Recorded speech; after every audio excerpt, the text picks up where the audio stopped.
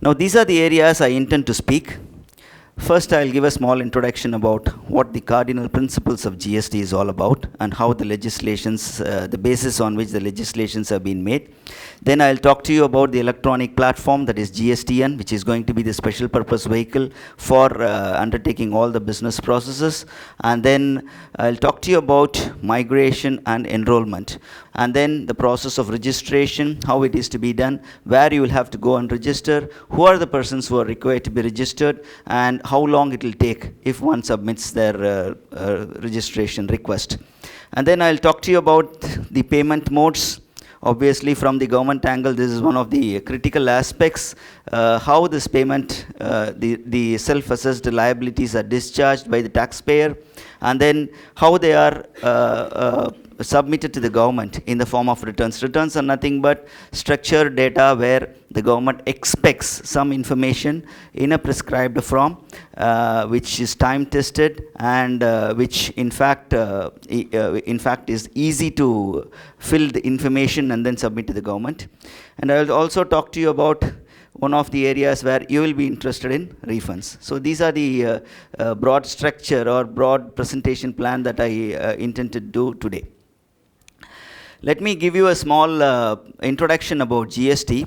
GST per se has been legislated keeping 5 very important principles called cardinal principles based on which the legislation has been promulgated. Or the keystones of GST are that one is it is going to be a broad-based legislation with minimal exemptions. So the government has the intention of expanding the base, which the taxable event has been very narrow in various legislations that we have now. The government intends to expand this base so that everybody is brought into the net, and the exemptions are also going to be minimal, and wherever the exemptions are expected to be extended, government intends to take the refund route there. Instead of giving an ab initio exemption, government intends to take a refund route, except in case of exports. The GST will also ensure that there is a seamless availability of input tax credit across the supply chain. GST is going to be a tax on value addition across the supply chain, and wherever there is value addition, there will be tax only to the extent of value addition. So that is precisely the principle of GST, and this aspect of neutralization of the tax liability is ensured by allowing input tax credit of all the taxes that are paid till the previous stage where you are liable to pay the taxes. So where the supply is recognized, till that point whatever tax was paid, be it a tax imposed at the central level or at the state level, will be available as credit, so that the retrograde aspect of tax on tax, which is existing at present in the current legislation, will not be there under GST. And GST is a destination-based consumption tax. In fact, maybe from 25 days from now on, India will be joining the elite club of almost 160 countries across the globe who are having this sort of legislation, GST, in one form or other. The uniqueness of the GST, as far as India is concerned, is that GST in fact complies with the destination-based consumption tax, as well as the fact that the constitutional mandate of maintaining the federal structure of tax regime is also put into place. The constitution, in fact, probably most of you will wonder why this is the best opportunity to have a single tax rate across the country. That is not possible precisely because there is a moratorium imposed by constitution which says that the freedom of levying tax on certain areas by the state should not be snatched by the center. Right, so that's precisely why we have 2 components of GST. One is a tax levied by center, another is a tax levied by state. But government tried to integrate it as far as possible and ensure that the tax imposed by the center and the tax imposed by the state are always going to remain the same. So that's precisely what one nation, one tax in fact will mean. One tax here means precisely one tax rate. Though it is collected as 2 taxes, one levied by state and another levied by center, probably if you are able to understand that if CGST is going to be this tax rate, then SGST obviously is going to be a mirror reflection of that. So that's what one rate, one tax is all about. And then the consuming state is to benefit. See, another aspect is the destination-based consumption tax is one of the best practices adopted across the globe, and it brings with it two very important principles. One is that obviously we always like, when I pay more income tax, my roads should be better. So that is the intention of having this destination-based consumption tax. Wherever the goods or services are consumed, the taxes paid at the originating point will be apportioned and transferred to the consumption point. The existing tax system is that the taxes are levied, administered, collected, and retained at the originating state. But now, under this principle, the taxes will be levied, administered, and collected at the originating state. And if the transaction happens across the states, then whatever is tax that is attributable to the consumption point will be apportioned by the center to the consumption state. So that is precisely what this destination-based consumption tax is all about.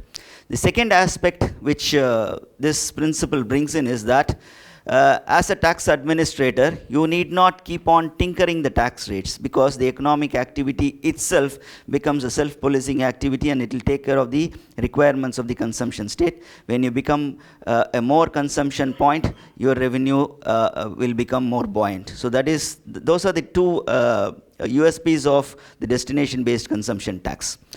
Then this GST will also facilitate that there is a trustworthy input tax credit. Obviously, most of you who are already paying taxes, availing the SENVAT credit or the credit of purchase taxes, you will realize that two subjects are put to a lot of litigations. They have the ignominious distinction of being the most disputed subject. One is the value, another is availability of the input tax credit. So these are the most agitated subjects, which leads to a lot of disputes, precisely because these end up either in reducing the tax liability for the taxpayer, or the government always wants to collect more revenue. So that is the reason why these two people are not able to come to a matching point. So this aspect will be taken care by GST.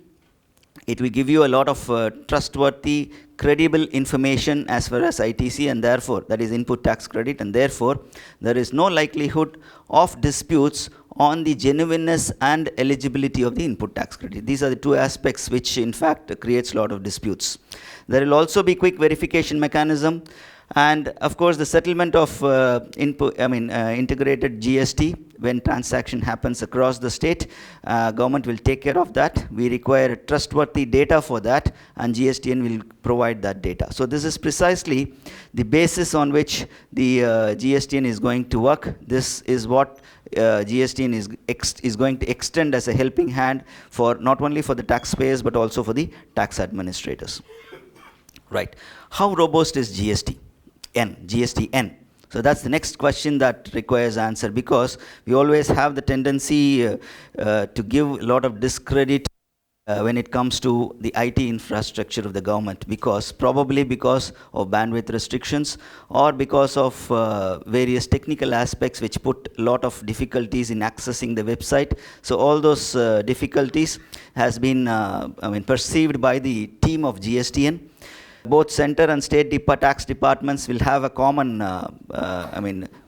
special purpose vehicle in which they will have to work. So with all these things in mind, probably I think this will give you a idea as to how big the GSTN is going to be. And GSTN is going to work on real-time basis. So this was another essential part of putting this GSTN into place. They felt that unless GSTN works on real-time basis, probably it may not going to succeed. So that's precisely why they made it as as a website or as an organization which works on a real-time basis 24/7, so that it is accessible to each and every stakeholder of that. And they have divided GSTN into three verticals. One is that they have a portal, which is going to be the window or the gateway to enter into the ecosystem of the GSTN.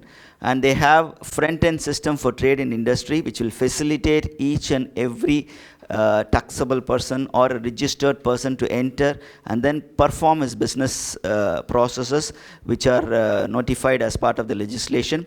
It also has a back-end system where decisions with reference to the request are taken by the government authorities, which may not be available for the trade or industry. But per se, what I want to say here is that it is going to be the exclusive national agency responsible for delivering this integrated indirect tax related services involving multiple tax authorities. So that was not to be there till this date. So we had different IT infrastructure, different infrastructures that were capable of handling different data, but now everything is going to be integrated. It is going to be the only common IT infrastructure for both central levies as well as for state levies, and it will have access by multiple tax authorities from center as well as state. It will provide a common platform for registration, return filing, e-payment services, and all other procedural requirements that are expected by the GST legislation. And also, it will see this another is a very important aspect. It will provide analytics and business intelligence not only for the tax officials but also for the taxpayers. We have something called compliance rating as part of the legislation. This compliance rating is given on a scale of 10, right? If a taxpayer has a compliance rating of more than 5, he ends up with some facilities, some concessions in the procedures, some fast track mechanism with reference to refunds. So all those facilities will be available to him. So this again gives a lot of intelligence to the taxpayers to identify whether he will have to do business with his customer or not based on the compliance rating that is already available. So this compliance rating will be available in the GSTN portal. So you can go and then find out what is the compliance level of either your supplier or your prospective customer, right? It serves two purposes. See, if the compliance rating are high as far as your suppliers are concerned, you will have seamless input tax credit, because you can be very confident that whatever is his self-assessed liability that he would have already discharged. That's precisely why he has a better compliance rating. So this is basically the IT strategy as far as the GSTN is concerned. As I said, they have divided that into two. One is the non-statutory functions. This will be part of the front-end system. Once he enters the GSTN portal, he will have access to this front-end system. All these business processes which are expected, he will undertake with that. He will make a request, he will have access to that, and whatever information that he seeks in fact flows to the backend system through an application program interface. This API is developed by GSTN, and both are standalone systems. They will be only integrated through API. So whatever is the data that is available as part of the front end will also be available as part of the backend, but it will be integrated. So if there is a loss of data in one area, the reconstruction of truth may not be very difficult as it used to be now. So because they are on standalone basis, we can always reconstruct the data. These are the three verticals basically. One is GSTN provides a common portal through which you can enter into the ecosystem of GSTN, and you have a front-end business system to facilitate the registered tax person, and back-end system for undertaking all statutory activities. Statutory activities like approval of registration, assessments, processing of refund requests, audit and enforcement, then adjudication of disputes, recovery mechanism, and also some business intelligence. So all those aspects will be available at the back end. This business intelligence and analytics will be available in the front end also. So that's again is a complementary aspect which both statutory and non-statutory areas will have. The other very important aspects of GSTN is that it is capable of having inter-portal connectivity, and it can do all these online verifications. So once you apply, obviously I think by this time you will understand that all the registrations are PAN based. GST registrations are going to be PAN based. So the genuineness of PAN is of utmost critical importance. So this PAN number will be verified on online basis with inter-portal connectivity with the income tax database. So once that is established, probably the tax administrator need not come to you for seeking any verification with reference to the genuineness of PAN number. Then the SIN number of the directors of the company can also be got verified from the Ministry of Company Affairs database.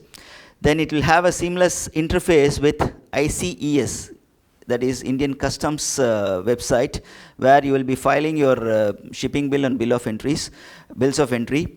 This will help. This will help to the extent that whatever is the verification that is required to be done on the shipping bills based on which the export incentive schemes are claimed, it can be done online itself. So probably the pain of giving voluminous physical data while claiming export incentive schemes will obviously get reduced once the GST is rolled out. You will also have an interface with the DGFT website. The bank realization certificate that is given when exports happen, and what is the extent of foreign exchange that's received, whether it has been received or not. Probably people who are availing these export incentive schemes will realize the fact that there is something called Appendix 27 which will have to be given, which indicates the quantum of foreign exchange that's realized on account of exports. That's one of the critical criteria for claiming the export incentive schemes. So that can be verified by through the DGFT interportal connectivity itself. Serial number 5 I'll come later. Then KYC norms that are submitted to bank also can be got verified whenever there is a question of crediting the eligible refunds online. So it should not go to some other person. The claimant can be somebody and the recipient should not be a different person. So those aspects will also be verified through interportal connectivity. Aadhaar seeding from UDAI website is also now made part of it. First of all, it has been made part at the time of enrollment per se, because to facilitate small taxpayers who don't have this digital certificate or digital signature verification certificate. So in that case, they can have an interportal connectivity with the UDAI website, then have their credentials verified through their Aadhaar.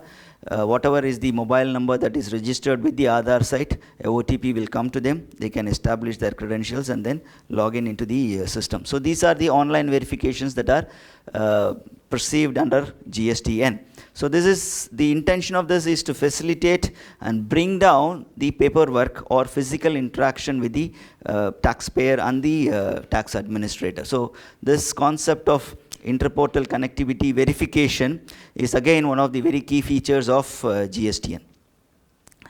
Right, now I'll slip into the concept of enrollment and migration. See, in fact, migration and enrollment are two different processes, right? Migration is the responsibility of the government, enrollment is the responsibility of the individual taxpayer. And when you have to enter into a new IT infrastructure, it is not correct or it is not ethical for government to ask each and everybody to re-register again. Okay, so it was a long thought process went for this, and government felt that whatever is the existing database that is available with reference to a registered tax person, if it can be migrated into the existing, into the newly developed special purpose vehicle, then to some extent it will facilitate the registered taxpayer in becoming part of the GST ecosystem. That's precisely what this migration is all about. So government in fact migrated, in fact it had put itself a deadline of 31st of December to migrate all the existing database into the GSTN database. So it shared the information because, as I said, GSTN is a private limited company. So government cannot straight away go and put the database into the GSTN. So it shared the information with GSTN, and GSTN in fact migrated all the legacy information into its own database. What is the advantage of enrollment? So that's the next question that one has to answer. See, unless you enroll yourself, you cannot seamlessly enter into the GST ecosystem on 1st of July. So that's the first advantage. Second is that if you enroll in time, whatever is the credit that is already available to you, either as VAT credit or as the purchase tax credit from the VAT legislation, will be seamlessly credited to your electronic credit ledger on 1st of July. So these are the people who are not migrated. The existing taxpayers who did not have a valid PAN number, those database was not migrated, and those who were issued with temporary registration certificate, or those who have registered themselves based on TAN numbers, because probably they may not render a taxable supply at that point of time, or manufacture or sale also. So a taxable supply would not have happened at that point of time. So they would have taken a registration on temporary basis or based on a TAN number. So all those registrants who did not have a valid PAN number and who were registered based on the TAN were in fact not migrated. And once migration is over, the consequence of that is they will be provided with a provisional ID. So the migration will be done by the state database as well as center database. So it was a conscious understanding between center and state that whatever is the database that was available by the states will first be migrated before 31st of December 2016. So the first effort was to migrate those people who are registered with state database. So that was done. The consequence of this migration is that all the SSC will be provided with a provisional login ID and a password to their registered dashboard. So that would have come to them in the state dashboard, state registered dashboard. And to all those people who were provided with this provisional ID based on the state database will not be provided with the central database. So that was because they will have to eliminate the duplication of work. So this was completed on 31st of December, and from 1st of January, the excise as well as service tax registrants were migrated. So once this process was completed by 31st of December, they were issued with the provisional ID and also with the password. So with the provisional ID and password, they will enter into the GSTN ecosystem and enroll themselves. So that was the intention to begin with. So once this provisional ID is received, he will have to go into the either the ASS website or the state website, put his provisional ID and login credential, and there are a lot of information that will have to be given. These are the information that will have to be given. There are about 10 steps for undertaking this process of enrollment, and with reference to the business activity, constitution of the business. See, all these credentials will be loaded initially even before the rollout of GST, because once GST is rolled out, there should not be any difficulty because these aspects are not there. See, there are 10 critical aspects which are required as part of the registration. The constitution of the business, and then the principal place of business, the primary partners, the authorized signatories, the goods that they are going to handle, any additional place of business, and bank details, and the genuineness and veracity should be verified. So all these things are done at the time of enrollment to keep ourselves ready for receiving this GST. So once all these aspects are done, they will be provided with what is called an ARN number, application reference number. I think if you had already done your enrollment, you would have received a application reference number. What does this ARN in fact indicate? It indicates that you have already enrolled in the GSTN and you are ready to receive a provisional registration certificate at about the time when this GST is to be rolled out. If 1st of July is the appointed date for rollout of GST, probably you will receive your provisional registration certificate in the last week of June. Why we are keeping it at the last moment is precisely because of the fact that the legislation imposes the validity of this provisional registration certificate only for 6 months, right? If I give it on 1st of April, then probably you would have lost about 3 months in that, and the validity of the provisional certificate will be there only for 3 months for you once the GSTN is rolled out. So that's precisely why it is issued at about the time when GST is likely to be rolled out. So at the time of enrollment, there are certain documents which are required to be provided as evidence of your declaration. So these are the business details which will describe the constitution of the company. Any document indicating the business detail can be uploaded. So all these documents and evidences can be scanned and uploaded, and there is a size restriction also. So probably you can compress and then upload it. So principal place of business, see, wherever I address, this question crops up. See, I want to declare a particular area as principal place of business which is not owned by me, but I have entered into a lease agreement with the actual owner of the place. And the lease agreement runs to about 100 pages.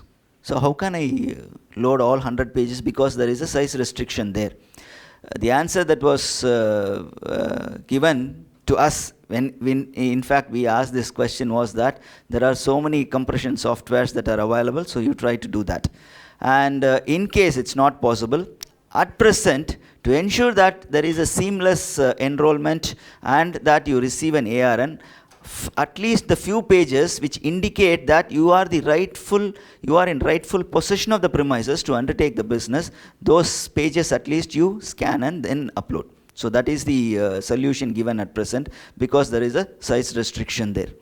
And bank accounts, you can enter up to 20 bank accounts, right? So whichever bank account you want to receive your benefits, export incentive schemes or refunds, you can add as many as 20 accounts there. So they have in fact perceived that any documents that requires to establish the evidence can be fitted within this size limitation. So that is the general default expectation, and therefore these are the size restrictions that are given. And finally, once this process is over, you will have to establish your credentials. For that, you either require a digital signature certification, DSC, or you will have to do a e-signer verification with interportal connectivity with the Aadhaar website, and then establish your credential there. First is that if you are a company or an LLP, you have no option but to have a DSC, class 3 DSC. Only class 3 and class 4 are acceptable by GSTN. So class 3 and class 4 DSC will have to be there. And in case you are a non-company or a non-LLP, then you can establish your credential through interportal connectivity with Aadhaar website, and whatever is the registered mobile number in the Aadhaar website, a OTP will come to that mobile number. You put your OTP, then it gets verified and submitted. This is going to be the IT strategy which I was telling you. The workflow, actually, each and every taxpayer in fact will be accessing the GSTN through this common portal. I'll give the URL of this common portal also, and the information in fact goes to the GST application, and GST application will have an interface. So I said this is a non-statutory area and this is a statutory area, and both of them will be connected by an application program interface, and whatever is the information that he seeks here, GST application will decide to whom it has to be sent and for what purpose, and it in fact goes to the either to the center or the state, and this application will decide to which tax authority it will have to go.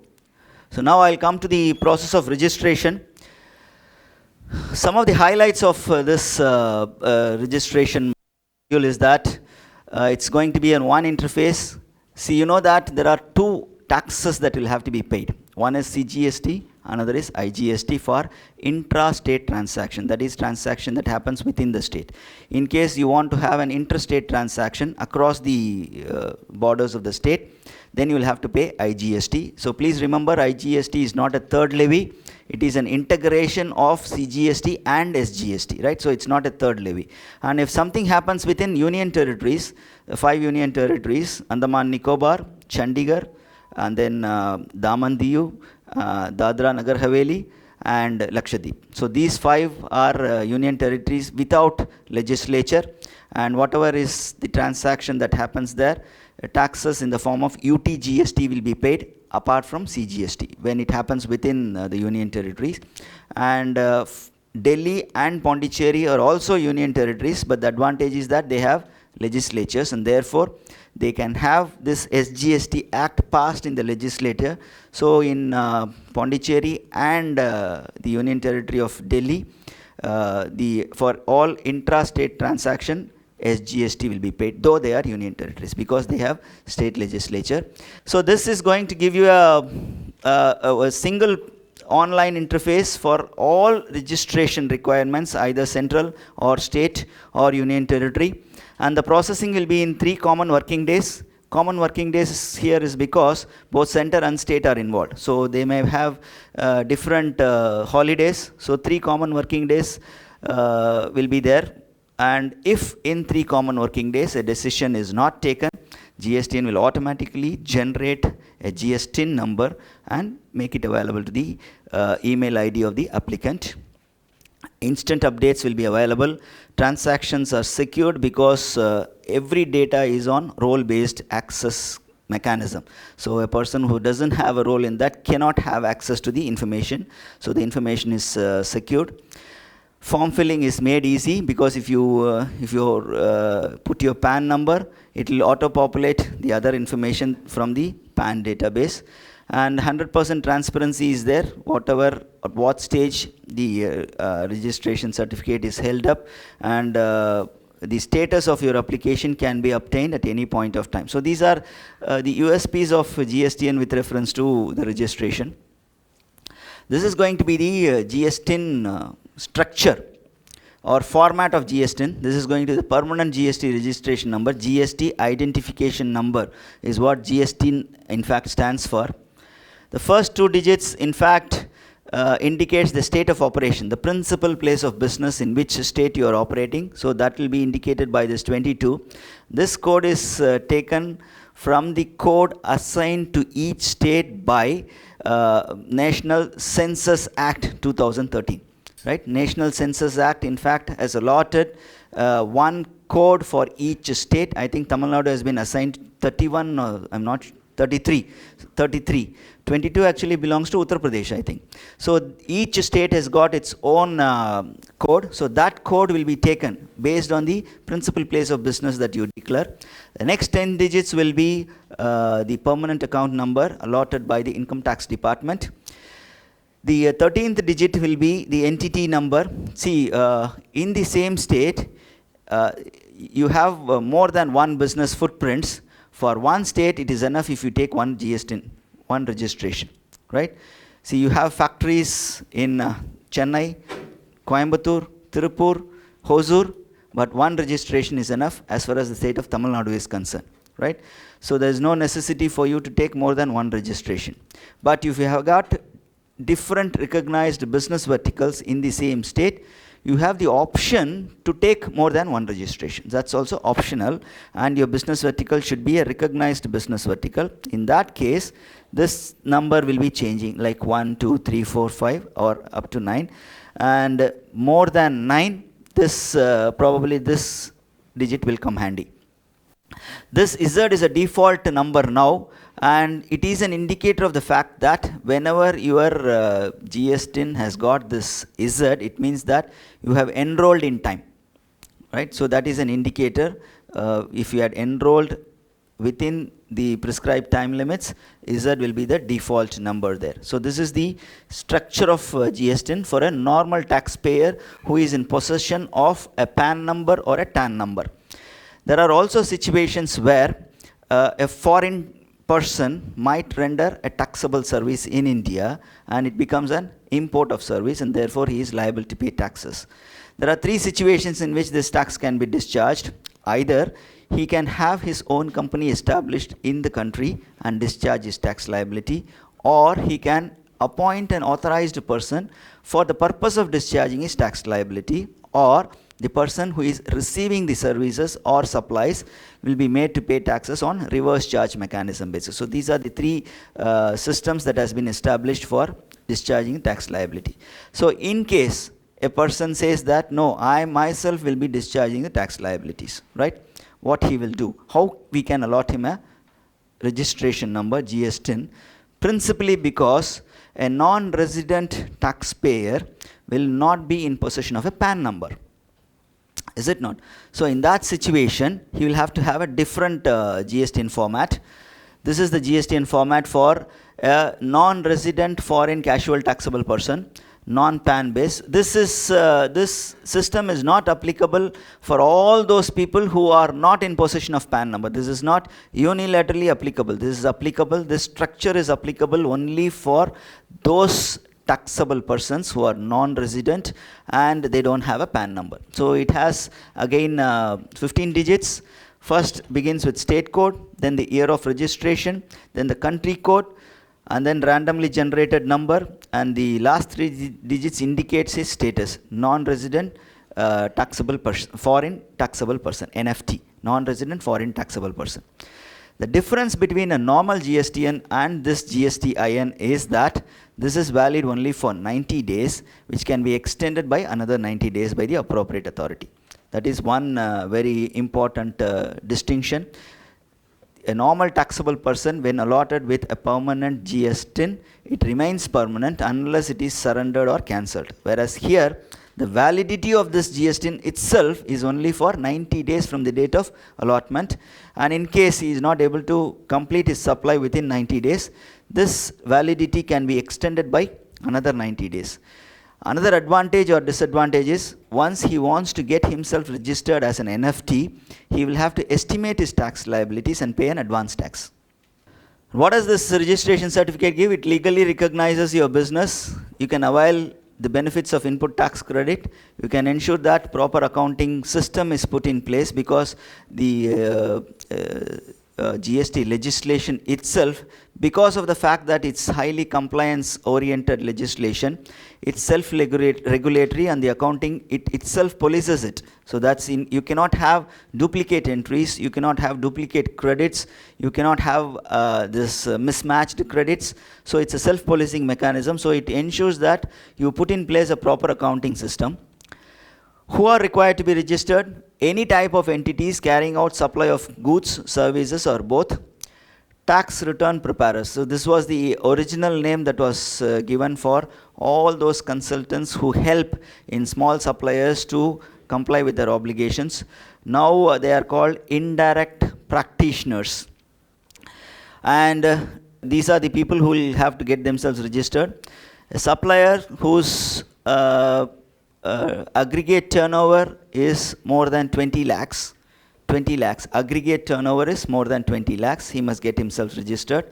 What is the definition for this aggregate turnover? Now we are not using this concept of aggregate turnover. We are using taxable turnover. See, as far as excise duty is concerned, if your taxable turnover exceeds 1.5 crore, then you will have to get yourself registered and start paying tax. And as far as service tax is concerned, if your taxable turnover exceeds 10 lakhs, then you will have to get yourself registered and pay taxes. Whereas here, it speaks about aggregate turnover. So what is this aggregate turnover? Aggregate turnover is a summation of taxable turnover plus non-taxable turnover plus exempted turnover plus export turnover, and it will not include the value on which taxes are paid on reverse charge mechanism basis, and it will also exclude the taxes that are paid under GST legislation. And this annual turnover of 10 lakhs is available for the northeastern states, and then Sikkim, Tripura and Uttarakhand. Jammu and Kashmir, initially it was there, but it is not there now because the provisions of GST legislation will not apply for the state of Jammu and Kashmir at present. Right? So Jammu and Kashmir, any transaction that emanates from Jammu and Kashmir as taxable supply will not be covered under GST legislation, and we cannot levy tax under GST legislation for that. And when to apply? The registration will have to be applied within 30 days from the date on which a person becomes liable to pay taxes. Right? So the date on which he crosses, for example, he crosses this aggregate turnover of 20 lakhs, within 30 days he will have to take a registration, a normal taxable person. So when he takes a registration within 30 days, then the registration certificate will be issued from the date on which he crossed the aggregate turnover. But if he takes a registration after 30 days, the registration certificate will be issued only from the date on which it is approved by the proper authority. What difficulty it brings into is, when you have a valid registration certificate on the date of switching over from less than 20 lakhs to the taxable value, all the credit, all the inputs that you receive on payment of tax will be available as credit to you seamlessly. But when you do it after 30 days and when registration certificate is taken from the date of registration, this seamless advantage will not be there. You will have to take permission, you will have to establish your credentials and then avail it. So that is the advantage of taking registration certificate within 30 days. And as I said, non-resident taxable person and casual taxable person will have to take registration 5 days prior to the date on which they become taxable person, and also they should pay an advance tax estimating the tax liability over the period of 90 days or the period for which the registration certificate is valid. So this is the URL where you will have to do all your business processes under GSTN. And this is with reference to multiple registrations in the same state. In case you have different recognized business verticals, then you can take different registrations. Otherwise, it is not mandatory. Taking different registrations for different business verticals is optional. So let me be very clear on that. So it is up to you to decide whether you want to take different registrations for different business verticals or not. See, here I intend to explain to you what are the areas when you try to amend in your registration certificate that requires an authorization from the proper officer, and what is editable by yourself, the applicant themselves. So they have categorized it as core data and non-core data. So constitution of business, if it changes from partnership to proprietary, if it changes from public limited company, or if it becomes a private limited company, if there is a change in the constitution of business, it's a core field. If there is a change in the principal place of business, so instead of Chennai, you change your principal place of business to Bangalore, what impact it has got? Obviously the GSTN will change, because the first two digits indicates the state code, and therefore a new GSTN will have to be allotted to you, and therefore that will have to get the approval. Details of the partners also you will have to indicate, because the SIN numbers will have to be verified. And then opting for compounding scheme. I think probably most of you will be aware of what this compounding levy scheme is all about. It is a special scheme that has been designed for small suppliers whose transaction is less than 50 lakhs aggregate turnover in the preceding financial year. This 50 lakhs is calculated for a PAN number across the country. So they have certain advantages and certain disadvantages. So in case you have already applied as a compounding a person who has opted for compounding levy scheme, and now you want to change to a regular scheme, you will have to take permission. In case there is change in commodity or services, so this aspect in all probabilities will be withdrawn. So this is the recommendation that we have made as part of the IT team from CBEC. Whatever is the commodity that he supplies, it's not going to have impact on the registration certificate per se. So we have already recommended to remove this change in the commodities and services, and in all probability this will be removed. So you need not worry about that. Suddenly a new commodity you are supplying, it doesn't mean that you will have to take a amendment to the registration. It in fact causes a lot of detrimental effect, then backlog in supply. Therefore this will definitely be removed. They have already accepted our concern on this, so that will be taken care. Change in the business name, obviously it changes the PAN number, and therefore that also is a core field. All except this, all others are editable field. You need not take any permission or concurrence from the tax authority. You can do it on your own. That which has been categorized as a non-core data, you can do it on your own. You need not take concurrence from the tax authorities. These are certain processes: new registration, migration, amendment, cancellation request.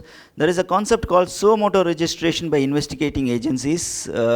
In this situation, what happens is, in case during the course of any investigation it is found that you have become a taxable person, then the concerned authority can suo motu issue a registration certificate even if you don't apply for one, because there will be a tax liability in his opinion. So he will issue a suo motu registration certificate based on a temporary number, which you will have to give a PAN number and convert it subsequently. Then cancellation by the department also, in case department feels that you don't deserve a registration certificate because of any of the activity that is not in line with the legislative requirements, the registration certificate can be cancelled, of course following the principles of natural justice. And then revocation, once it is cancelled, the registration can be revoked also. And any aspect that is going to cause cancellation, or any aspect that is going to withdraw the facility of registration certificate, the department will initiate action by following the principles of natural justice. You will be provided with an opportunity to explain as to why your registration certificate should not be cancelled. You will have to justify. In case the department is of the opinion that you don't deserve the registration, then they will issue an appealable order, which again you can go to the next appellate forum, but still the provisions for cancellation of registration certificate has been entrusted with the person who is authorized to issue a registration certificate. These are the various forms that are prescribed. I don't have very specific interest on these forms because they keep on changing. The numbers, please don't follow this form number. Probably it might get changed. What form at present you will have to remember is Form 20. Form 20 is for enrollment of the existing taxpayer. Using your provisional ID, you enter into the ecosystem, fill up this Form 20 and then submit, verify it and receive an ARN number. There has always been an apprehension with reference to the compliance under GST. Probably a message that is being spread that every month you will have to file 3 returns, which means in a year 36 returns, plus added to that one more annual return. So it comes to 31 returns for one location. And if you have footprints across the country in 29 states or 30 locations, probably 30 into 37, the business per se is filing returns. It is not so. So let me first defy that misconception here. See, it is only this GSTR1 which you will have to populate, basically. All other returns will be auto-populated. If the information provided is correct and genuine and it gets matched, all other returns which are expected to be filed by you will be auto-populated. So please trust my word, this will definitely happen. So all you have to do is to give information only in the outward supplies return GSTR1. This GSTR1, I'll go to the next slide precisely because it gives more information about returns. Probably we can just go through this when I speak. So this GSTR1 is an outward supply return which gives information line entry wise, invoice wise, right? Whatever invoice you generate, what is the taxable value, what is the commodity, what is the rate of tax adopted, and what is the quantity, amount of tax that is self-assessed. All those information will be available in your legacy system. All you have to do is to capture that information with some offline tool and then feed it as part of your GSTR1. Right? Once you feed it to your GSTR1, the GSTR1 will also have a field which will require you to intimate to the person to whom you are going to supply and his GSTN number. Right? In the invoice you will have not 2. So you will obviously put to whom you are supplying. The system expects you to put his GSTN number, that's all. So once this GSTR1, the information is captured, the GSTR2 return of the recipient of your supply will be automatically auto-populated. Right? See, for instance, you are receiving some supply, right? Your GSTN number will be known to the person who is supplying goods to you. So once in his GSTR1, he intimates your GSTN there, your GSTR2 will be automatically populated here. So there is no necessity for you to capture data in your GSTR2 return. All you have to do here is GSTR2 return in fact ensures the availability of input tax credit in the electronic credit ledger. See, there are 3 options there with reference to each and every entry: accept, reject, reclaim. Because all input tax credits are not available to the recipient of supplies. There are certain areas which are negative listed where you cannot take credit. And there are also certain inputs which you will use exclusively for exempted or a non-taxable supply, and therefore you may not be eligible for credit. So all those information only you can take as a recipient of supply, right? So in case you find from the auto-populated GSTR2 return, all the entries are acceptable, you just press a button accept. It will automatically auto-populate your input tax credit, electronic input tax credit register. Right? And your GSTR2 is already ready. So you need not again populate it. Okay. And once you finalize your GSTR1 return, it indicates the list of all supplies, all the invoices based on which you are supplying, and all the invoices has the self-assessed liability, and GSTR3 return is nothing but a liability return, right? Where you will have to declare what is your liability. So in GSTR3 return, again, whatever is the information that's put in GSTR1 will be auto-populated in GSTR3 return. And in GSTR3 return, all you have to do is to decide the manner of payment there, right? Whether you will have you are going to utilize the available input tax credit in the electronic credit ledger. If it is insufficient, probably you will have to make a physical payment as cash. So only that decision you will have to take. So once you take that decision, then you can obviously file the return within the prescribed date. So all you have to do is to submit, put a submit button, that's all. Even if you're going to transact a lakh of invoice, LAKH, lakh of invoice per month, it will automatically be populated once the data is captured in the GSTR1 return, and then you decide the manner in which you are going to effect your payment. Right? So it's not going to be that difficult as it is being projected. Most of the aspects, if you put your GSTN number, all the critical information again will be auto-populated, like the principal place of business, the commodity or manufacturing, and then all your details, the place of business, all those things will be auto-populated. So no, you need not worry about that.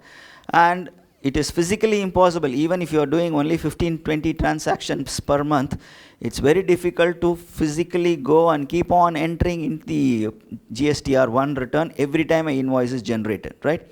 So there is an offline utility where you can capture the information, keep it as part of your My Saved documents in the portal that is available to you in your login ID, and on before the prescribed last date, you can just submit on that date, that's all. And the annual return will also get auto-populated once you feed the data with reference to your annual report. So that is to be filed as on 31st of December, the subsequent year of the financial year. So 2016-17, that annual return should be filed before 31st of December 2017.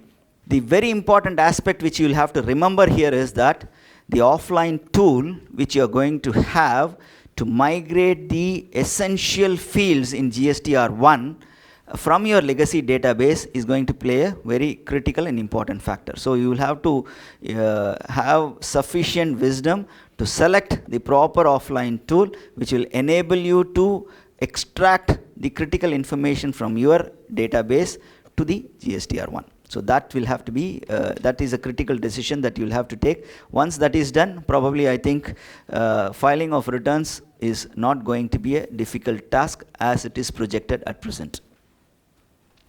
I'll go to the payments. Just a quick look at the payments.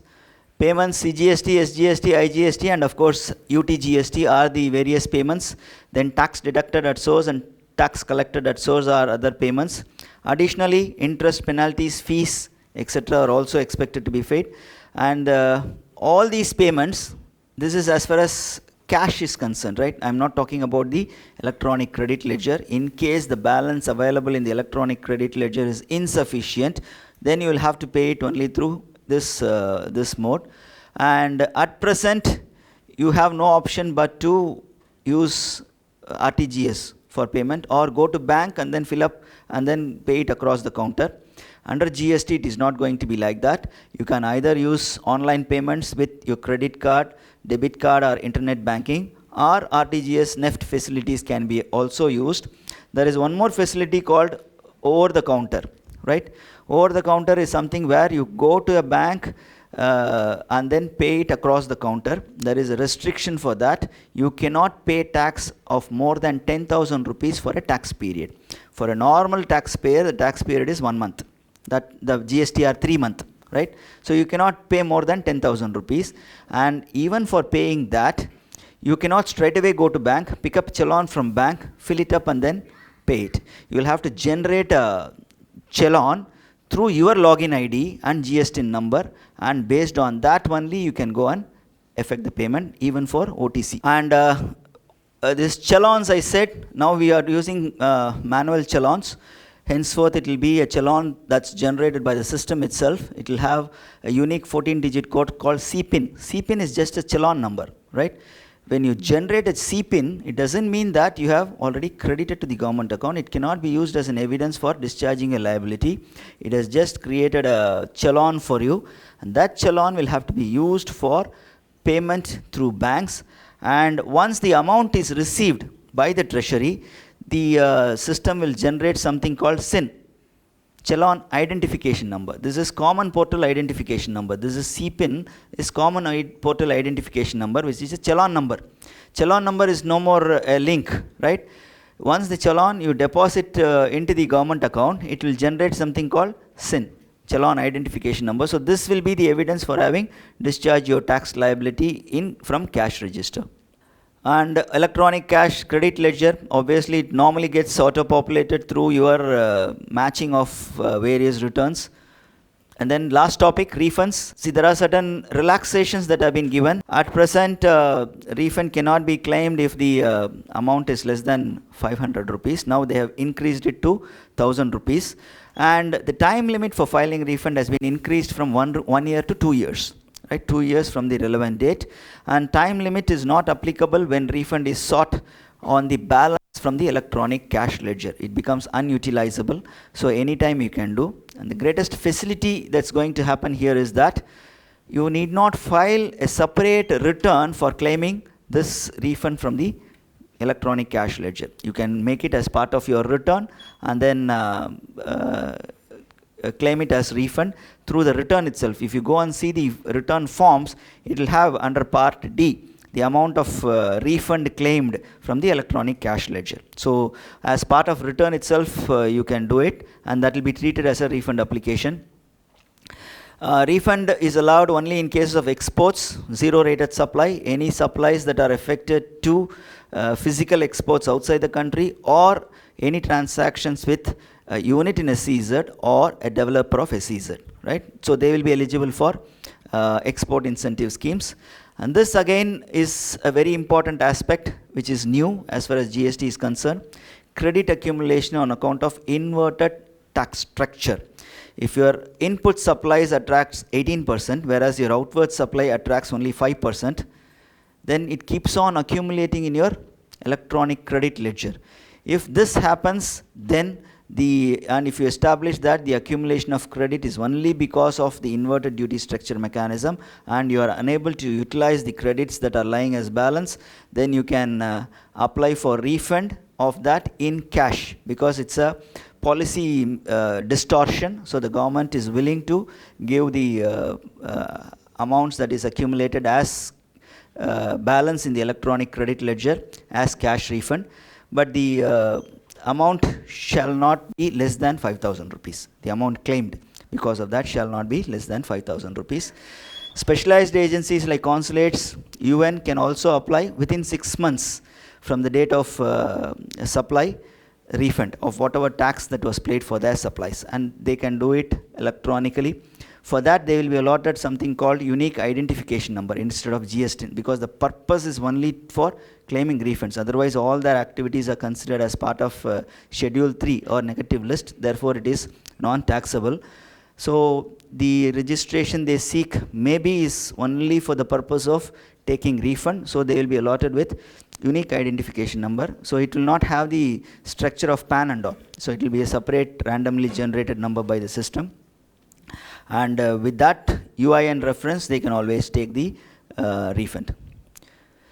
And then GST SUVIDHA providers. See, it's again, I just thought I'll give a small introduction about GSPs basically, because it might come handy to you. Their intention primarily is to facilitate connecting the taxpayers with GSTN. Basically, that's all. Because as I said initially, GSTN is a highly compliance-oriented legislation. So to allow seamless business activity by you, at the same time to ensure that there is sufficient compliance, you can utilize the facilities of GSP. And GSP per se, their activity probably, the eligibility to become a GSP is that your company should have a paid up capital of 5 crore and your turnover in the preceding 3 financial years should be more than 10 crore. So that's the primary requirement of a GSP. Once you want to become a GSP, you can apply to GSTN. So there are certain formalities which will have to be finalized. Then you will be provided with a unique identification number, again a key, based on which you will have access to the GST ecosystem, and you can facilitate your clients for the compliance of their legislative requirements. So this GSP can have a separate portal for them, they can have a separate server for them, and then they can interact with the GST server through MPLS lines. So this is how GST SUVIDHA providers are going to work. They can in fact have a dedicated web portal, a mobile application, accounting package, ERP, or customer-specific applications for discharging all these activities. They can act as an intermediary between the taxpayer and the GST server and assist them in ensuring that the compliance expected by the legislation are done in time. So, see, this URL will help you to understand better who a GSP is, eligibility criteria, how to get into the GSTN, and then get this license key, and then function as a GSP. At present, I think there are about 34 companies who have already registered themselves as GSPs. Right, so I'm coming to the end of this session. I'd like to give the key features of this legislation. The chargeability is going to be common. Unlike what we are having at present, it is going to be on a common taxable event called supply. Unlike manufacture or provision of service or sales across the states, the common taxable event is going to be supply, and a taxable person is also going to be common. He will be having a common registration number, he will be having a common access to the GST portal, a common return, a common payment process, a common refund, so, and probably a common administrator also. We don't know, it's a policy decision that the government will have to take. The measure of levy is also going to be common, because CGST and SGST are going to be a mirror reflection of each other, and therefore whatever is the rate fixed for CGST in all probability will be the rate for SGST and UTGST also. The value again also is going to be common. Again, it is not common at present, because the value for the purpose of assessing excise liability is different, and the value for the purpose of arriving at the state VAT liabilities is different, because the state VAT value includes the excise duties and central taxes paid also. So that cascading effect of tax on taxes is in fact resolved by having a common value. We are going to have a common basis of classification of goods and services, so for both center and state levies.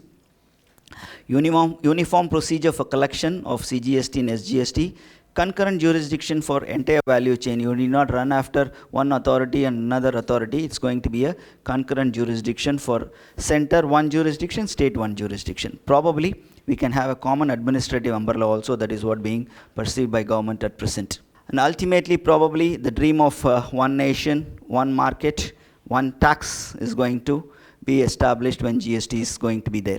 We should all join hands together and ensure that GST actually stands for good simple tax and not for good night, sweet dreams, and take care. Thank you.